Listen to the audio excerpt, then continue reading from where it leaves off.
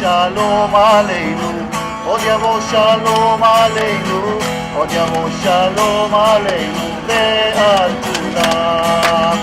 עוד יבוא שלום עלינו, עוד יבוא שלום עלינו, יבוא שלום עלינו ועל כולם. סלאם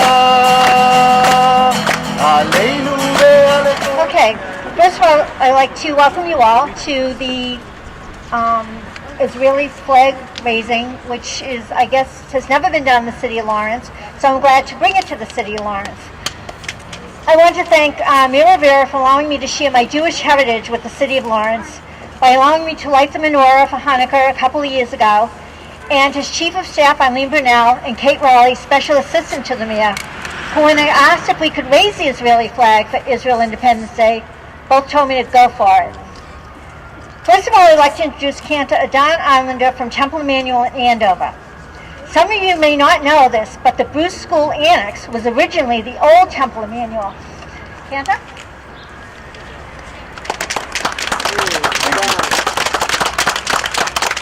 Thank you. Thank you, Brenda, very much. Mayor, Rabbi, it's great to see you all. My name is Idan Islander. I'm the cantor at Temple Emmanuel. Cantor is also a Jewish clergy, similar to Rabbi, is just do more of the music. So I would like to start by saying that it's really an honor to be here today, especially for me as a native Israeli and a Jewish clergy, celebrate Israel Independence Day with you. So thank you very much. Again, as a cantor, it's always great to begin with a song. So I will sing a song for you. It's called Shalom Salam, or Od Yavo Shalom Aleinu, means may peace will come to us. Shalom is peace in Hebrew, Salam is peace in Arabic. And the unique about this song is that it was written by an Israeli ensemble named Sheva. Sheva means seven.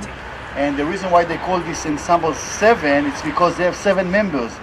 But the interesting thing about this ensemble is that all 7 members are Israelis, some of them are Muslims, and some of them are Jews. And they created beautiful music together. And this song, Shalom Salam, is a famous one, became popular in Israel and among many Jewish communities around the world. So may peace will come to us and to the rest of the world. Shalom Salam. Od yavo shalom aleinu, od yavo shalom aleinu, od yavo shalom aleinu ve'al kulam. Od yavo shalom aleinu, od yavo shalom aleinu, yavo shalom aleinu ve'al kulam. Salam aleinu ve'al kol ha'olam. Salam, salam, salam עלינו ועל כל העולם. סלאם, סלאם. עוד יבוא שלום עלינו, עוד יבוא שלום עלינו, עוד יבוא שלום עלינו ועל כולם. עוד יבוא שלום עלינו, עוד יבוא שלום עלינו, יבוא שלום עלינו ועל כולם. סלאם עלינו ועל כל העולם. סלאם, סלאם, סלאם עלינו ועל כל העולם. סלאם, סלאם. עוד יבוא שלום עלינו, עוד יבוא שלום עלינו, עוד יבוא שלום עלינו ועל כולם. אמן.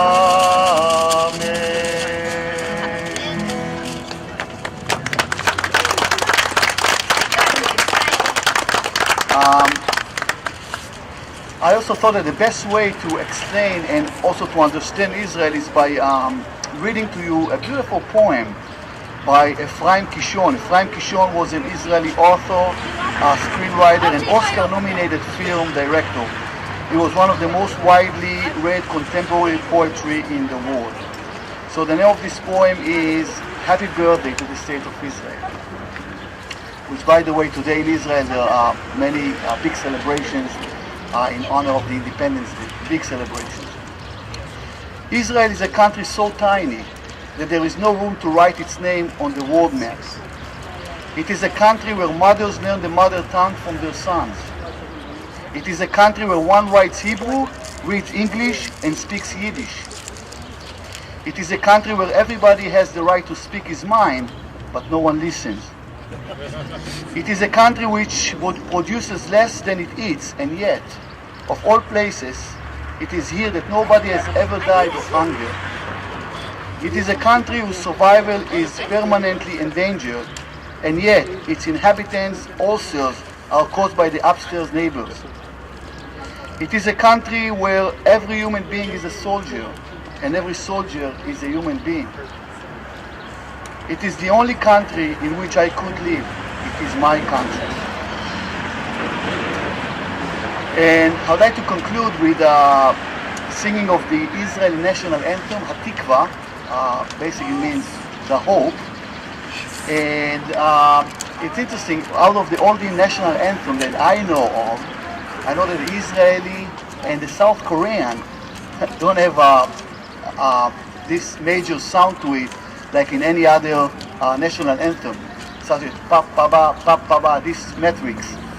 In every national anthem you hear it, but not in the Israeli and the South Korean for some reason.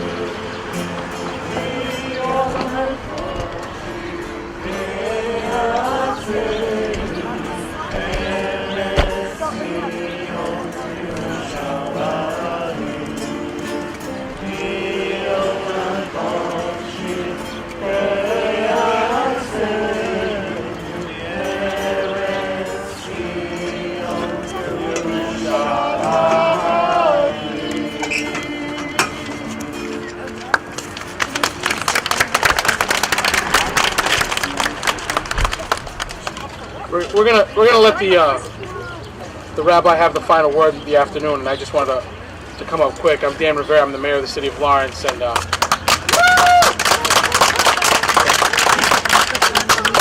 we are such an immigrant city that anywhere in the world there's people that have come from everywhere in the world that have come to Lawrence, and it's no surprise it's the same with the state of Israel. And I got to think that when I think about when I was a kid, growing up, spending time at Brenda's house, that it added to a little bit of my Dominican and Puerto Rican culture, knowing about the Israeli community and knowing that it's such an important part of our community. So it's an honor for me to come today and give a proclamation. I think I want to give it to Brenda, but also the rabbi and the cantor. If you guys can come on this side, I'll give you a quick proclamation. Be it known that I, Dan Rivera, Mayor of the City of Lawrence, and on behalf of the residents of the City of Lawrence, by through this proclamation, hereby recognize and honor Israel Independence Day, and hereby state as follows. Whereas on May 14, 1948, the State of Israel was proclaimed, establishing the first Jewish state in 2,000 years. And whereas establishing the Jewish state solved the matter of Jewish homelessness by opening the gates to all Jews and lifting the Jewish people to equality among the family of nations.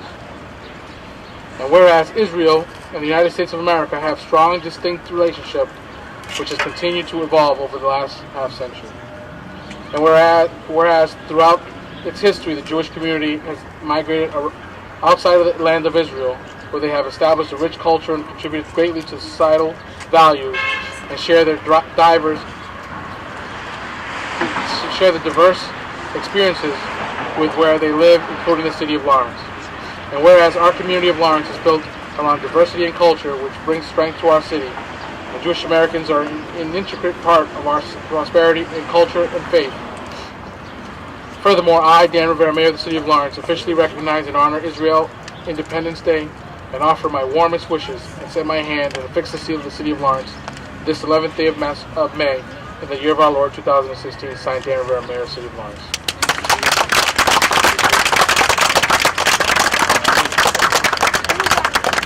Dan, the flags were compliments of Temple Emmanuel Hazel. And the flags you have, as she said, came Temple Emmanuel and Havel. Thank you.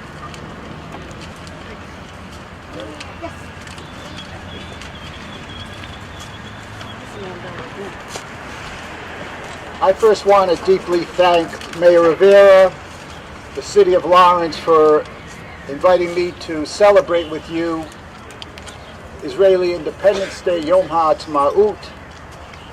I also, as my congregation has just moved to Lawrence, it makes today even a more special and meaningful time for me to be here with you. It was not long ago that I was teaching a class to a adult group of interfaith people, and I started the class by asking them one question. Have any of you ever experienced a miracle? There were about 25 people in the class. Only 2 hands went up. So I asked why only 2 hands, and they said, hey, we're educated people. We're rational people. We don't believe in miracles. Interestingly, the 2 people that raised their hands were the 2 most educated people in the class, probably. There was a doctor and a lawyer. A doctor and a nurse. So I asked them, why do you say you believe in miracles? And each had the same answer. I've just seen too many cases where somebody was critically ill or terminally ill, and then they recovered and there was no medical reason or explanation for it. And they said the only word we can use to describe that is a miracle. So after hearing their responses and only 2 hands going up, I said, you know, after I get done talking with you this evening, I'm going to ask this question all over again. I want to see how many hands go up the next time. At the end of the class, I asked the same question again. How many of you believe in miracles? And over half the hands in the class went up. And you might be asking yourself, what did I talk about that evening that changed the attitude of half the class? It's the same thing I'm going to talk to you about today, only in a more abbreviated way, which is about the history and the creation and the significant accomplishments of the modern state of Israel. So I want to just talk briefly about its history. Israel is both one of the oldest nations in the world and it's one of the newest nations in the world. 3,500 years ago or more, it became the home of the patriarch and matriarch Abraham and Sarah. And all 3 Abrahamic traditions, Judaism, Christianity, and Islam, all look to them as their matriarch and patriarch. And later it became the home of King Solomon and King David, of the prophets of the Bible, and of course Jesus and his family and his disciples.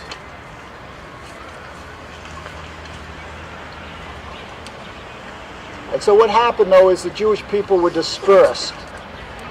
And for the next 2,000 years, Israel was not in the hands of the Jewish people anymore, but was first under Roman rule, and before that even Greek rule, and for most of the time it was under the Ottoman Empire.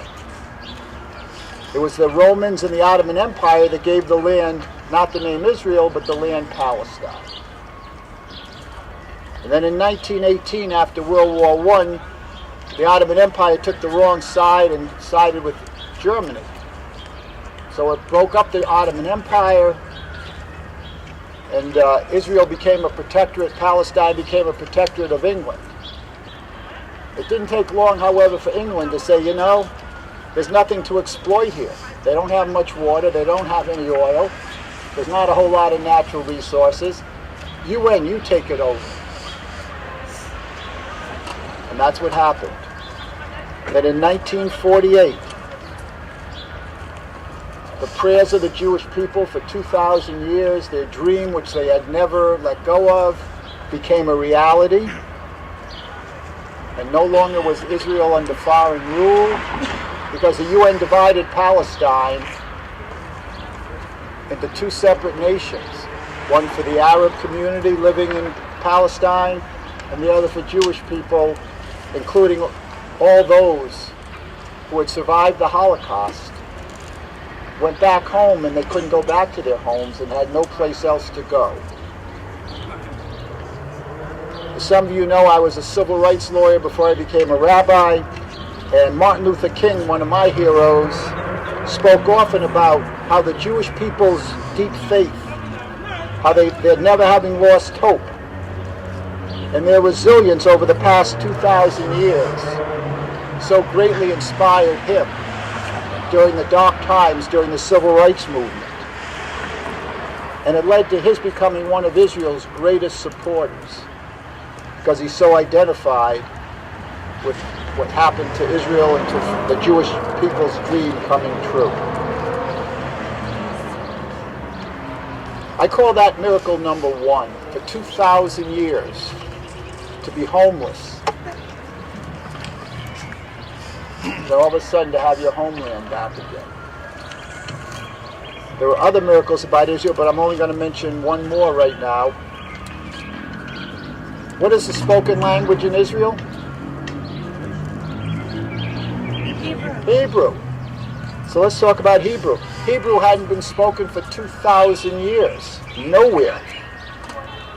Linguists classified it as a dead language, just like Latin, just like other languages that just dropped off the face of the earth. And yet, how did Hebrew then get to be the language of the state of Israel? And the story is amazing. There was one man. His name was Eliezer ben Yehuda. He moved to Israel in the early 1900s. And he said to himself, you know, no one speaks Hebrew, but if we ever do have a homeland, there's got to be a national language. That's one of the things you define a homeland, is your own language. He said, and I think it should be Hebrew. That was the language of ancient Israel. His wife laughed at him. His family laughed at him. Everyone in Israel was opposed to it. They were speaking Yiddish, or they were speaking their language of their home, or they were speaking Ladino, or they were speaking English. I'm not going to learn Hebrew. It's a dead language. He never gave up. First he said, okay, family, we're all learning Hebrew. And they started speaking Hebrew in his home. And then he went out to the neighborhood and started speaking Hebrew. And then he traveled the land of Israel. Well, they didn't have Israel, the land of Palestine. And said to the people, hey, this should be our national language.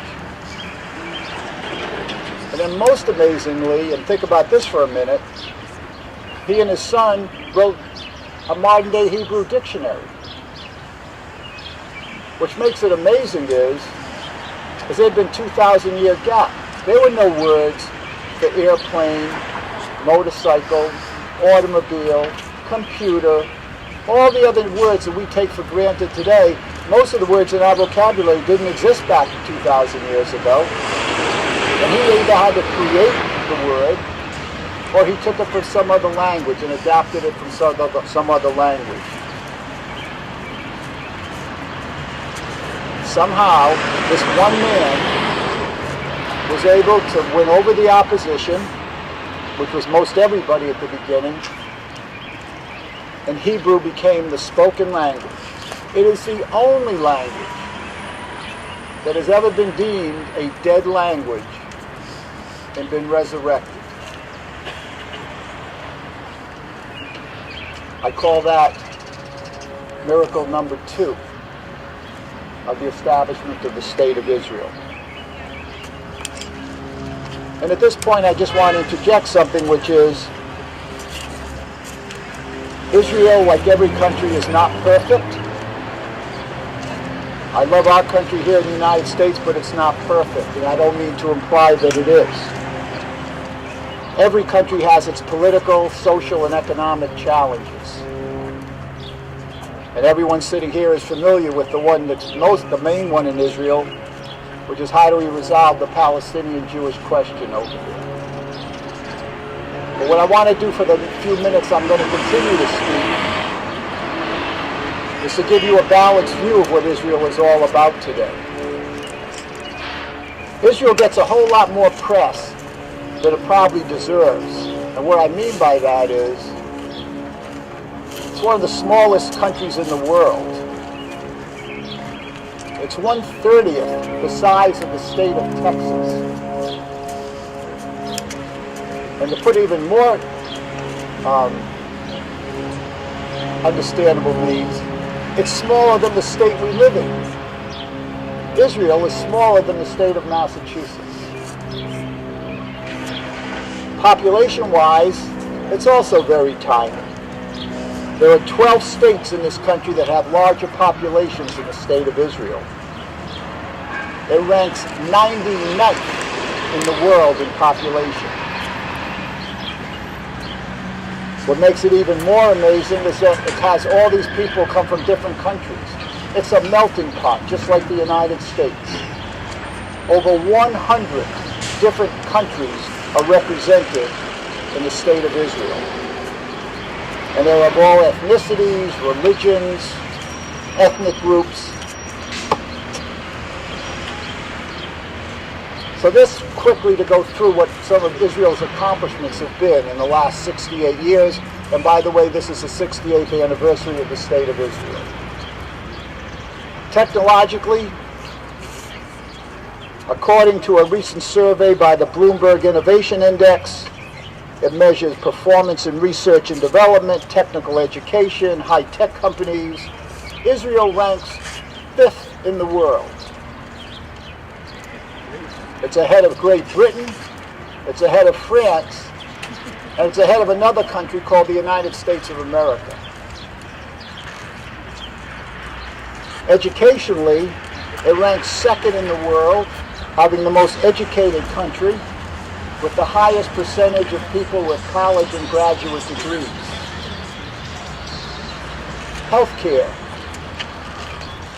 Whereas the United States has only recently made healthcare more affordable, where most people can get insurance, Israel's had this for over 2 decades. Everybody in the country has healthcare and health insurance.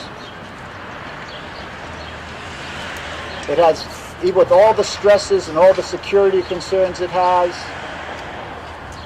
life expectancy in Israel is right near the top of any place in the world. And guess what other country it beats? The United States of America. Militarily, what make all these other achievements so amazing is Israel probably has to spend the highest percentage of its budget on military resources because it's always being threatened. It now ranks 11th in the world in military power because of this reason. And one of the things that makes it amazing to me also is, unlike in this country where we have a voluntary military, in Israel, when you graduate from high school, most every boy, most every girl, most everyone in the country has to serve at least 2 or 3 years of active duty. And then you have to be eligible for the reserves for the next, whatever, 20-something years, and often get called to duty. The list goes on. It's a leader in the environmental protection. And what I want to just close with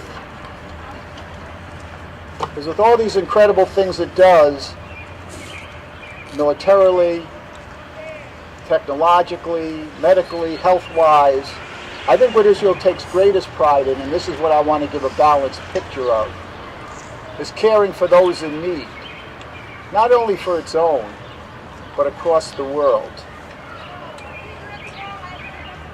You know, on banknotes in Israel, currency. It's written, there's also Braille on it.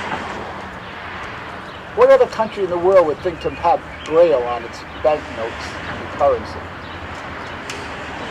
It has the lowest per capita of any country in the world of homeless people. It's a home of religious freedom. It's the only country in the Middle East where the Christian population is growing and is protected. Haifa, Israel is the home of the Baha'i faith. It has no death penalty. The only time you can get the death penalty in Israel, not for terrorist bombing. They don't get the death penalty. But you have to be wanting to commit a genocide. And the only person that's ever gotten the death penalty in Israel 68 years is Adolf Eichmann. And that was shortly after World War II. And obviously, most of us know, he was one of Hitler's henchmen. Nobody else has ever gotten the death penalty in Israel. When there's an international tragedy, you know who the first responders almost always are? Israeli doctors and medical teams and support systems.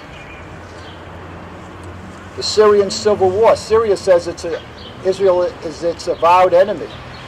And yet whenever people are seriously injured, you know where they go? Because it's safer to Israeli hospitals where they're treated. And I'll just close with this personal story, is that my former wife's first cousin is head of the emergency room at Hadassah Hospital, which is the main hospital in Israel. We were having dinner with him one night, and there'd just been a bus bombing, and the terrorist somehow survived. And I said, who takes care of that terrorist? Do the Arab doctors at Hadassah Hospital take care of the Arabs who are injured, and the Jewish doctors take care of the Jewish people who've been injured? He said, no, that's not how we work here. He said, I take care of anybody, and that includes the terrorists. And is it easy? No. But that's what Israel's all about, he said. And so he's had to take care of terrorists who have bombed the buses, because that's what he says my country's all about.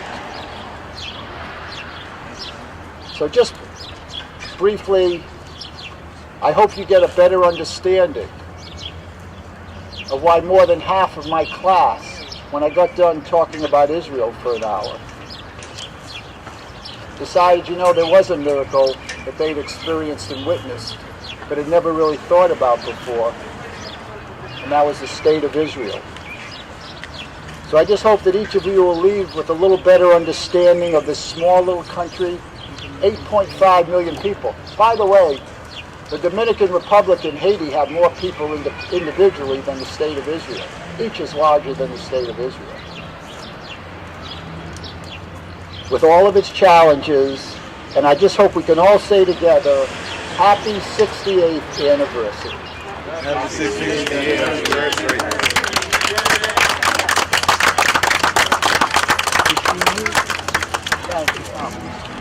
עוד יבוא שלום עלינו, עוד יבוא שלום עלינו, עוד יבוא שלום עלינו ועל כולם. עוד יבוא שלום עלינו, עוד יבוא שלום עלינו, יבוא שלום עלינו ועל כולם.